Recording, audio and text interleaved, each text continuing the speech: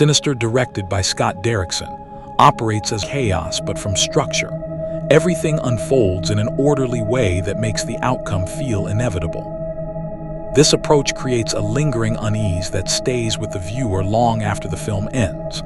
The movie feels less like a story about encountering evil and more like a story about recognizing it too late. By grounding the narrative in realism before introducing the supernatural, Sinister blurs the line between ordinary life and hidden darkness, making the terror feel disturbingly plausible. Before we carry on with the video, I would like to remind all of you to subscribe if you enjoy my content, and feel free to leave a like on this video, as it helps me out a lot. Enjoy the video. At the center of Sinister is a character driven by professional failure and a deep need to matter. His obsession with writing a successful true crime book is not portrayed as sudden madness, but as a slow-burning desperation rooted in ego and fear of irrelevance.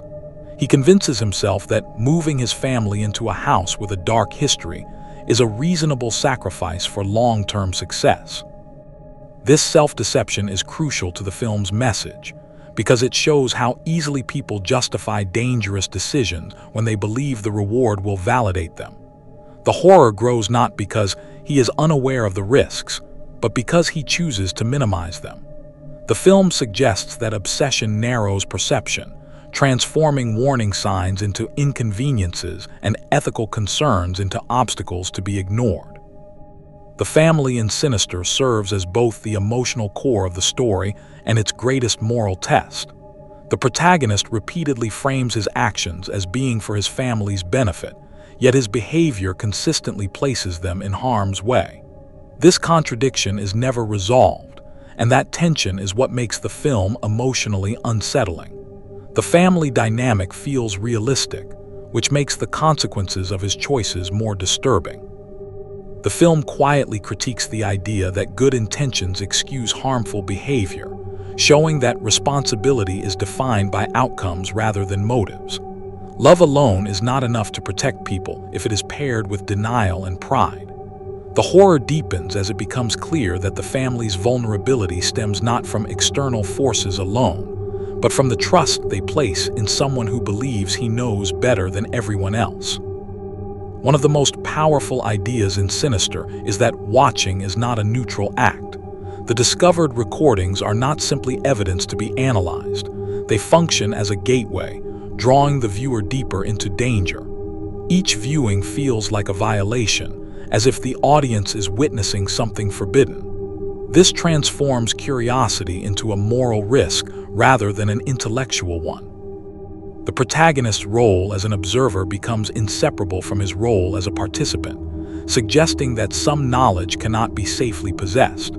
The film implicates the audience in this process, forcing viewers to confront their own desire to look, to understand, and to consume disturbing material. In doing so, Sinister challenges the assumption that awareness leads to control, proposing instead that awareness can make one more vulnerable. The supernatural presence in Sinister is effective because it is understated and patient.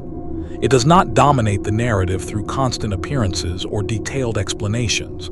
Instead, it exists as an influence that spreads gradually, feeding on attention and exposure. This restraint makes it feel less like a traditional monster and more like a corrupting idea. The entity does not need to overpower its victims. It relies on human flaws such as pride, curiosity, and confidence. This portrayal reframes evil as something that works with human nature rather than against it. By allowing characters to make their own choices, the film emphasizes that free will does not guarantee safety. In fact, the freedom to choose is precisely what allows the horror to take hold. The sound design in Sinister is integral to its psychological impact. Instead of relying on predictable musical cues, the film uses distorted sounds, low-frequency noise, and extended silence to create an atmosphere of constant tension. These auditory choices make the viewer feel unsettled even during moments of stillness. Silence becomes oppressive rather than calming, suggesting that danger is always present, even when nothing appears to be happening. The lack of emotional guidance through music forces the audience to sit with discomfort, heightening anxiety and anticipation. This approach mirrors the film's broader theme that fear does not always announce itself. It often exists quietly, waiting to be acknowledged. Throughout the film, the protagonist clings to the belief that he is in control of the situation. He believes his intelligence and awareness allow him to manage the risks, to stop when necessary, and to protect his family if things escalate. This belief slowly unravels as the story progresses. Each attempt to assert control only reveals how little power he actually has. The film portrays control as a psychological comfort rather than a reality, something people rely on to justify dangerous decisions. Once certain boundaries are crossed, consequences unfold regardless of intent or preparation. This gradual loss of control is deeply unsettling because it reflects real-life situations where outcomes are shaped by past choices rather than present actions. Sinister endures in the minds of viewers because it addresses fears that feel personal and unavoidable. It is not just about encountering something evil, but about failing to protect those who depend on you. The film taps into anxieties about responsibility, ambition, and the unintended harm caused by personal goals. It offers no comforting resolution or moral redemption, reinforcing the idea that some mistakes cannot be corrected once they are set in motion. The horror feels permanent rather than temporary, leaving the viewer with a sense of quiet dread rather than release. Ultimately, Sinister is a film about human vulnerability rather than supernatural spectacle. Its most disturbing message is that evil often enters through ordinary decisions made for understandable reasons. The film suggests that danger does not always arrive violently or suddenly. It often arrives through patience, opportunity, and human error. By the time the truth is fully revealed, it is already too late. This is what makes Sinister so effective and unsettling. It does not just frighten the audience, it forces them to confront how easily control, safety, and moral clarity can slip away without being noticed.